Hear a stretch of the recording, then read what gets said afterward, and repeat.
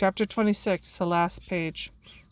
Once on a dark winter's day, when the yellow fog hung so thick and heavy in the streets of London that the lamps were lighted and the shop windows blazed with gas as they do at night, an odd-looking little girl sat in a cab with her father and was driven rather slowly through the big thoroughfares.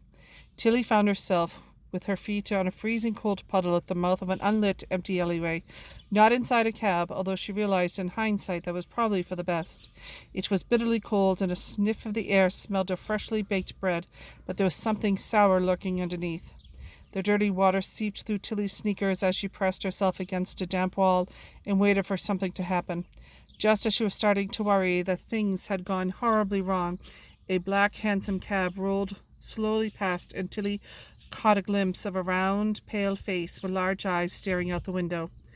Tilly ran to the end of the alleyway and poked her head round the building to see that a cab had stopped outside a large brick building with Miss Minchin's Select Seminary for Young Ladies on a big brass plate on the front door.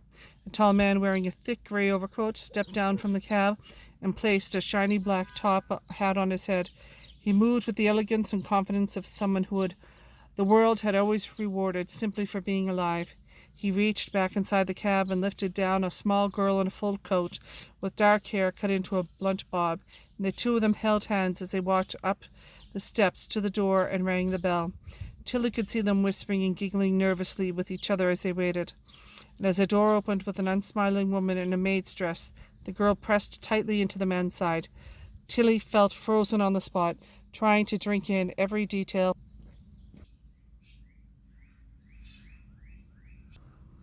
Tilly stood behind the heavy curtains as she heard them hug each other fiercely, tears running silently down her cheeks as she cried for the father she and Sarah were about to lose.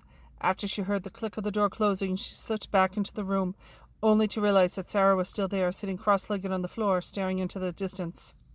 "Hello," she said politely to Tilly, not seeming particularly surprised that a girl had just emerged from behind her curtains. "If you don't mind, I'd quite like to be by myself at this moment, if you please.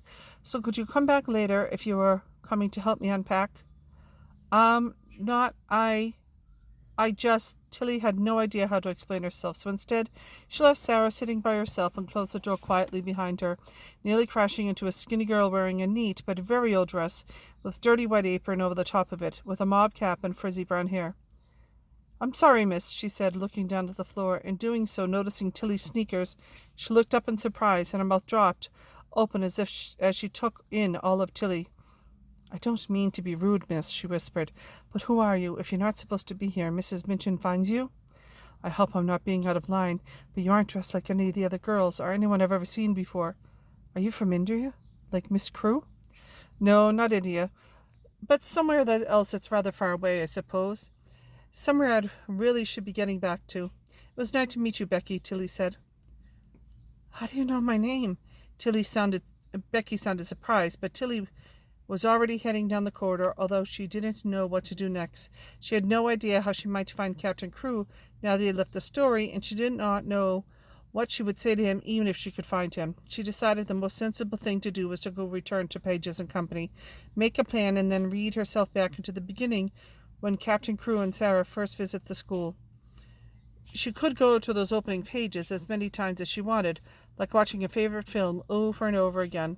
She turned to the back of her mum's copy of A Little Princess, wondering if she should bring Oscar with her when she returned, and then she stopped in horror. She realized that the last few pages were ripped and unreadable. That the bottom corner of the page was torn, as if caught in a bag or just worn out from reading and folding and bending. Whatever had happened, it rendered the last few pages a mystery. Tilly slid her back down the wall in a corner as she tried to get her ragged breathing under control.